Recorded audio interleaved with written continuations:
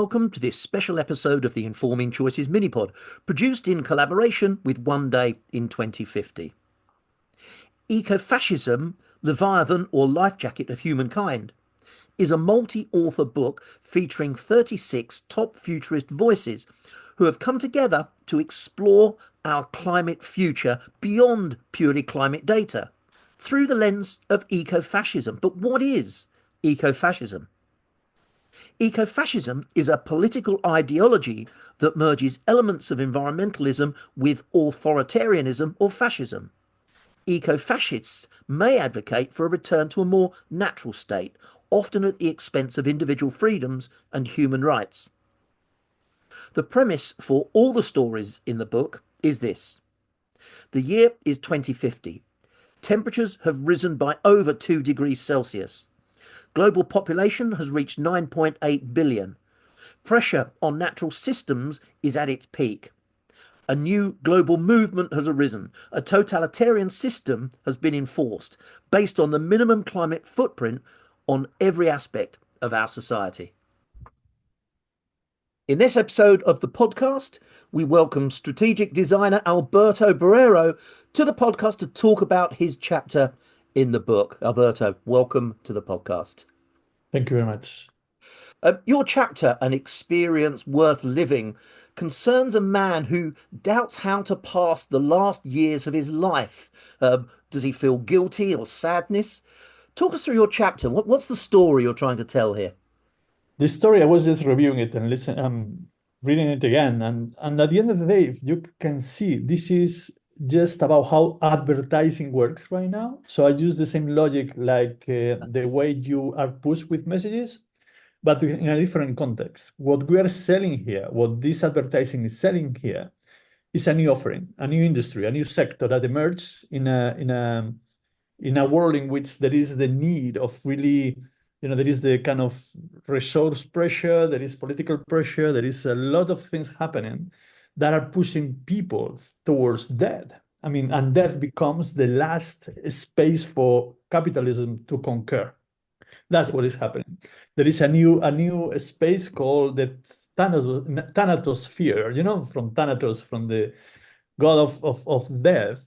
That is a set of industry that makes businesses about what we call here the farewellness, to help you die happy and fulfilled or whatever. So the story that that we tell here, that I tell here in this short little tale, is about this person who is really struggling because he has no job, he has no savings, he's alone, he's sad, and in his life, and he's not productive. And we are living in a world that's driven by hyper capitalism, in which if you are not productive, you're worthless. So he's getting these messages through social media. What I guess is a future version of TikTok. I didn't get into the details of that, but the messages are driving him by giving little nudges, making him feel sad, making him feel guilty about living, making him feel hopeful about a future life. Little things, in this world of content and post-truth or whatever, that keeps convincing him that may be worth taking all his little savings and spending in 6 months of enjoyment just to give up his life. That's the deal. Even more, my mind, I don't know if is there in the story, but I think that in this future eco-fascist environment, in which you don't need to use force to convince people to do something, because we are super persuasive through this mix between content, social media, and artificial intelligence. Stories are able to drive psychological kind of change.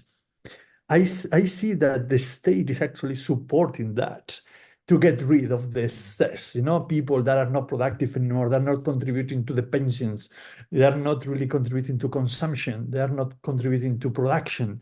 So how do we get rid of them? And even more, environmental crisis is the excuse that capitalism have to drive this new industry that is flourishing there, built around our own death. That's the story, basically. I mean, what's fascinating about that is what immediately went to my mind is given the controversy we see very frequently at the moment about the power that social media platforms can have in persuasion, then the idea that perhaps that's something that governments can then collect up and use to influence people's behavior feels like an extrapolation of where we are now, and it also feels quite dystopian and almost almost movie-like in its fear generation, doesn't it? Yeah, I mean, at the end of the day, I took things that already exist. I mean, the capacity, I work in the digital industry, I work in marketing, so I know how things work. We have behavioral economists, we have people, experts on behavioral economic, Yeah. crafting messages to convince and drive conversations and decisions. So this is something that exists. I also an expert on artificial intelligence, so I know that in the very close future, this is going to go even worse. We know and we're seeing what's happening in many countries, the power of lies, and in this post-truth world in which messages really drive behaviors independently of the truth. And we also know that capitalism, I mean, businesses need new spaces to conquer. Yeah. And that's also what I'm trying to convey here is that as soon as I guess, capitalism sees that death maybe is something you can exploit economically, Yes. and there is actually a good excuse to make it happen. So I can picture a Disneyland of craziness in which people pay to spend the last 6 months of their lives voluntarily doing whatever they dream of because their lives have been so unfulfilling that they need something like that. That's why the title is called An Experience Worth a Living. So it's about you giving up your life for that experience. So that's the product. That's what is being sold here. So the other before we move on, the other thing that went immediately through my mind there was it's kind of like a Soylent Green type world, but with perhaps a slightly longer period of time to enjoy yourself. Yes, I mean, I guess it's exactly that. And yeah, Soylent Green and what is the name of this? Doesn't matter. The thing is that indeed, I think I wrote it because I can picture it easily in my mind Yeah, because I know the mechanics of capitalism trying to yeah. get more and more into our lives, taking every space that is possible to exploit. And now, one of the ideas that is being told, the idea of going to Mars, to conquer beyond Earth. Maybe the capitalism will be able to conquer beyond life, which is what I'm trying to tell here. Fascinating. No, And that's a whole different podcast series. That is. I love that idea. I really love that idea. I think you started to touch on it, but what was your motivation behind the chapter in the book, and I guess the combination of your experiences around marketing and AI, I guess those underpin it. But what else was in your motivation for writing this story? well, first, I mean, the idea first about the kind of overall feeling of loneliness, Mm. precarity, what is going to happen, with automation. You can see Milei in Argentina and others, that with this kind of ideology that is hyper-capitalism and authoritarian, at the same time in which the dignity of human beings, because it's not measurable in terms of economic value, it's worthless. We are seeing that. Let's reduce pensions, let's reduce support. If you are unable to, I mean, you have no room in this world. So imagine that. In an environment in which there is a pressure for production, there is a pressure, there is overpopulation, there is another kind of space that is opening up in front of us very quickly, in which you can really build on that idea of we need less people that are unproductive. I Yeah. mean, for example, you can see Elon Musk talking about having children's, but because children's mean production, mean consumption. But what about older people? Do we want people to live longer? Do we want people that are not producing to be there and living a happy life? Nobody's talking about that, Mm. you know? Yeah. So we need consumers, we need people in kind of production, building stuff and creating new products and stuff. But what about the rest? What about human dignity? What about the old age? What about the dignity of living? That's what is this about. And this person has no dignity whatsoever. Yeah. He doesn't have a job, so it's not production. He doesn't have money to consume. He's living off the state, because the state is kind of paying with this kind of universal basic income everyone. So he has no kids, he has no pets, he has nothing. So he's an unproductive, unvaluable person that doesn't have a space in the world. So the advertising is telling him that he's guilty for taking the space in this world, Yeah. because there is need for resources, there is need for whatever, for money, there is need for everything. So there is a solution for that, and the market is giving the solution to you, Yeah. nicely packaged. But of course. It's really, really fascinating. I love the way you've been weaving these things together. And I said just then about the kind of the marketing and the AI, but then the real human implication of that in this kind of potentially desolate future is really nicely woven together. What do you want people that read your chapter? What do you want them to do, to consider or think about after reading it? How do you want them to respond? I think there is a sense of that there is like the rules of this story are already written.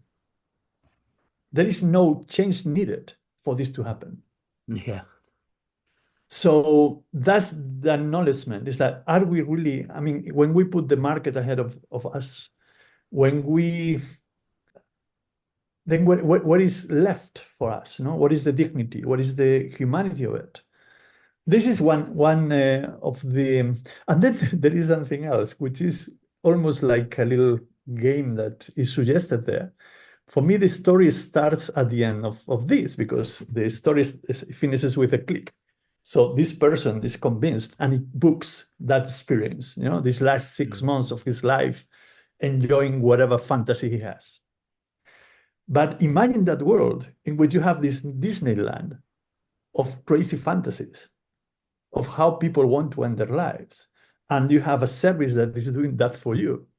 So I imagine a whole world which is absolutely what is left there. And especially when you think about that, which is the most important, I guess, the two most important moments of your life, when you get born and when you die, it's like and then what happens when that becomes a product? Yeah. When that becomes, and you give that to a Disneyland producer, to an experienced designer that creates something for you. If you productize your own dignity, your own life, your own desires, what's going on with that? Is that experience really fulfilling? I mean, and you may reflect about the voidness of everything. There is no way to find meaning there.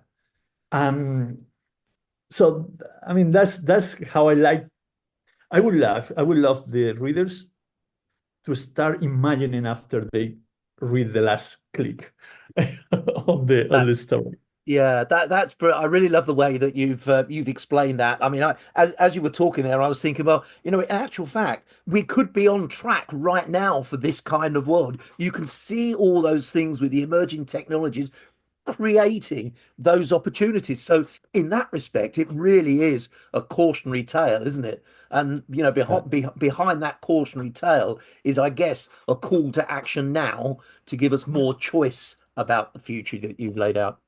Absolutely. I mean, again, everything is there already, and it's the very logic of markets that allows this kind of thinking. It looks feasible somehow. Yeah. Yeah. Alberto, that's been absolutely tremendous. Thank you for taking us through your story and kind of exploring around the edges. I found that completely fascinating. So thank you ever so much for your time. You're welcome. You're welcome. Just a little note there, Yeah, sure. Go and ahead. sorry about this, because it's something I wanted to say. Something that is important here is that when we talk about fascism, is that the shape of fascism in the future doesn't need to be like the face of fascism in the past. So authoritarianism can be exercised through persuasion, not through the force. And I guess this is something that we have to take into account as well. Yeah, that's a really good point. I love that. Thank you for saying that. So Okay, once again, Alberto, thank you so much for your time. you're That's been welcome. absolutely brilliant. Thoroughly enjoyed that. And thank you everyone for listening. Don't forget to like and subscribe so you don't miss any of the other episodes exploring this new book, Ecofascism.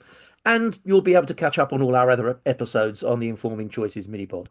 Don't forget to let your friends and colleagues know about the podcast, and there'll be another episode along very soon.